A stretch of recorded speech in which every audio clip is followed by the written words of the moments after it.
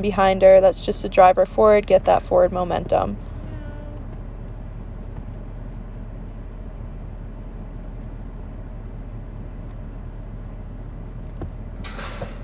And this session wasn't super long. It's just she was pretty dramatic about it, and the next morning we had a really, really great session.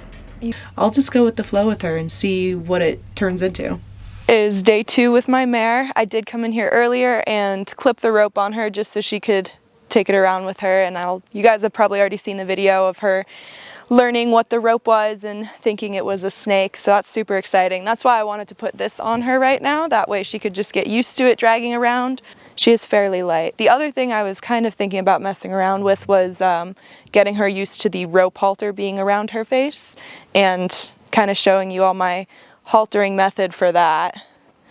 Good girl. I'll do a little bit of a voiceover for this video just because I do have the audio available with the full video in a group that people joined just so they could kind of see the first sneak peeks of this mare. But on this day, I did a lot of work just kind of hanging out with her, petting her. I think I did actually spend a session braiding her mane too, which really helped her unlock on that right side. But you can tell she's doing a lot better with giving to pressure while leading, stepping off to the side. And basically, if that horse doesn't want to walk forward, you just lead them to the side. That way you can kind of unstick their feet and they don't get kind of uncomfortable in one spot and get really stuck and bulgy there. She's still definitely nervous about the rope. Like, I just went to go swap out ropes there so I could work on leading and making sure she didn't get away. And, you know, she's pretty reactive to the fact that it drags on the ground. Right now, I try not to make too big of a deal out of it. I just kind of follow along with her. You can really tell that she is pointed towards me with her nose. The thing that I don't want happening is that hind end turning towards me. So more often than not, you'll see me apply pressure from behind just to keep her straight with the fence. I also don't want her feeling like she's stuck in a corner, so I'll go ahead and drive her forward here. That way, if she feels like she needs to escape while I'm near her, she has an option to go either forwards or backwards out of here and, again, just not feel stuck in a corner. I always try to make sure that she's pretty comfortable with me petting her first and get her to mellow out and quiet in a certain area before I go in with any sort of tool, whether it be a halter or a lead rope or a stick and string. And right away, I liked that she responded to that pressure and tipped her nose back in towards me despite being a little bit uncomfortable. I was pretty happy this session because even with me tossing that rope under her legs like I was doing the prior day, I wasn't having that explosive reaction, and she was really trying hard to be good. She never got to completely turn away from me and get that rope on the other side of her, which was nice. I was starting to get some nose control from her. And I try to keep the rope attached to her head as loose as possible because I don't necessarily want her to feel like she's being trapped as I'm working on desensitizing with her front legs. But the reason the rope is there on her head is so she can't turn around like she was trying to do. I don't want her to fully get that release by spinning away and changing direction. I do want to be able to keep her facing the same way. While the rope is loose that's attached to her head, if she does try to turn, I have it there just in case. You can tell she's really looky. She's leaning away. She's parked out. She's trying not to make eye contact with the rope on the ground, but she's trying, which is what I love to see. She's not a big fan of it, but we don't have the striking out today. She's starting to understand it's not going to hurt her, and you'll see over the next couple days there's definitely a lot of work with the rope on the ground, and I feel like we're going to kind of focus there for quite a while. When I'm working with a horse, I always try to switch back and forth between, you know, desensitizing on the ground, desensitizing with their body, leading them, just petting and relaxing with them. I never try to, I guess, like hone in on one thing for a really long time. I try to mix it up with them a lot. So like right now, just going with snaking over the back, tossing that rope. I was pretty happy with the first time I tossed the rope over her back. Like, yeah, she kind of tensed up, but it was in place. She didn't really move, but she was still expressive enough with her body. I was a little worried about teaching her to halter because she was reacting and responding to the rope being tossed over her pole and her head some. So I wanted to make sure I desensitized that more before I got up close with her. Now, I loved this reaction. really nice of me being able to toss it over to her other side and have her give with it going around her hind end. I was really happy with that. We had trouble for a little while with her getting stuck in this corner here, but as long as her nose was towards me, you could see I have slack in that rope. I'm not going to try to immediately push her forward or anything. If she's trying to be soft with the rope in her head and her neck, then I kind of let her hang out there for a bit. It's really rewarding for small steps at a time. Like, yeah, ideally she would be flat against the rail and like kind of perpendicular exactly to me. But if she's comfortable in that position right now, I do want to reward her for being soft to the rope. You'll notice here when I'm driving her forward, she'll get stuck in that corner quite a few more times and want to turn around. Again, kind of a bummer that she was being tight on the rope, but I like that she responded every time she hit the end of it. And I like that the rope was touching her side and her hind end, and she wasn't freaking out about it. Because I do a lot of long lining with my horses, so this is a good sign that, I might not have to work super hard on that.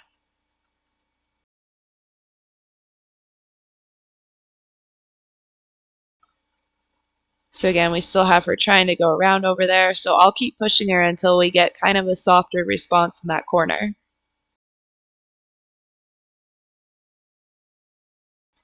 I know some people were commenting on her gait in one of the last few videos here, but honestly, I think she's pretty darn sound.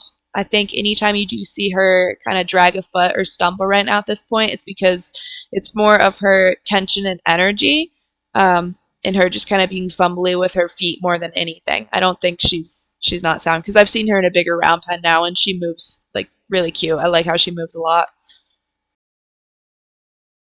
Good. So that was the first time I used my body language to ask her to yield her hindquarters and get her to face up, and she responded pretty well. The other thing I worked on, this was obviously before I braided her mane, was getting on that offside. So my hand is just up there, and basically anytime she runs into it, it applies a little bit of pressure to her cheek because I just want her to get more comfortable with her head staying straight while I'm on that side of her because she tends to want to arc around and swing her hips so I can't get over there. So before I push further past that, since she wasn't comfortable, I just want her to know that I can stand right near her cheek, her head can stay straight, and nothing bad is going to happen. So that's why I released there. I didn't push any further back because she wasn't comfortable with that. There's no point in bringing the tension up past there. Back to a little bit of leading work, getting her to follow that lead rope. And then onto the stick and string, just because I can have a little more control over that stick and string when I'm tossing it over her upper neck area to prep her for haltering.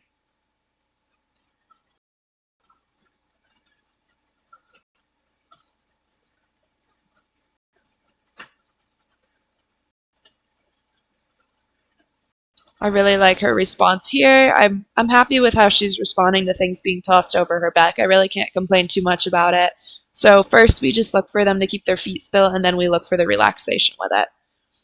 So when I'm introducing the halter, or basically any tool in my hand when I go up to them, first I start with just letting them sniff it, check it out, rubbing it all over them, and then treating it like some other desensitizing tool. So in this case, just like the rope that I was tossing over her neck and her back, I'm going to start tossing the halter around near her, see if there's a reaction, and then start tossing it over her neck and taking it off immediately. Of course, in between, we have a lot of breaks for rubs, scratches. I'm starting to pet kind of under her neck and her chest area.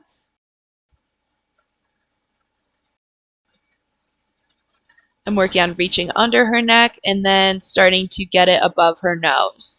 The other thing I'll do with my stick and string is I'll kind of wrap it again around their neck and then wrap it around their nose too, just to see from a distance what they're like with objects touching their nose and their face. Especially because she was reactive with that rope, I want to make sure that she's not going to get super aggressive or anything when my hand is there, and luckily she was pretty darn good with it.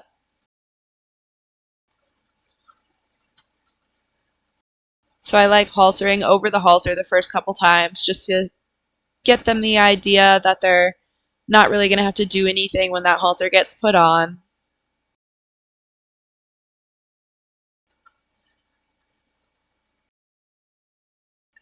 Just like when I start leading them more often, I'll go in and put the halter on and leave them be for a few seconds, and then I'll go back up with the lead rope.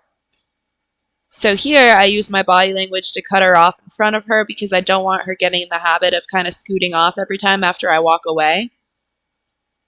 And the other thing I tried out here, which I really liked, was that she responded to her halter pressure without a lead rope on. And she was soft enough to kind of give and turn around over there.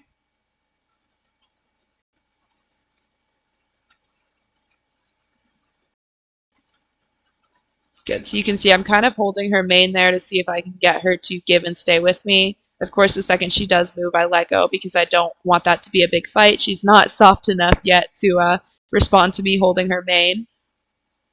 So I worked her around a little bit, got her straight to the fence in a better position where she could escape if she felt like she needed to, but I was going to not encourage her running off. And this was her first time being haltered just as is.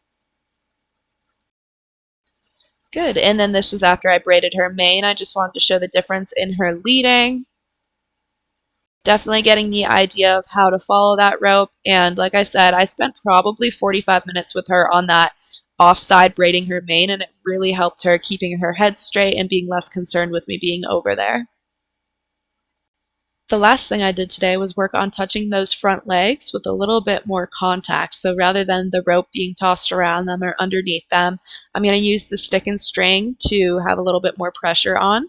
And what I do is I always start by touching a familiar area, so the neck or the withers, and then I go down the leg and I try not to stay there for a super long time.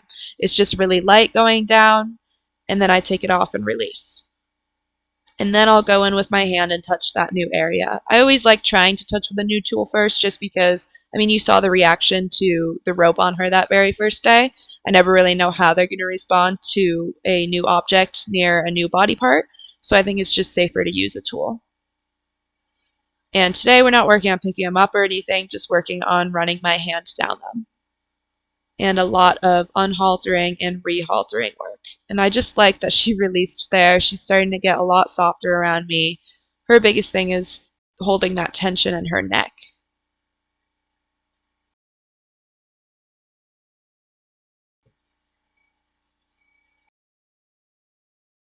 And now I'm going to rehalter with her flat halter. So this kind of makes a little bit more of a jingling noise. So I had to do some desensitizing to sound here with her. Overall, really happy with her responses. I'm going to let her be done for the day. I'll probably halter her one more time and then put the lead rope back on, but that'll be it for today.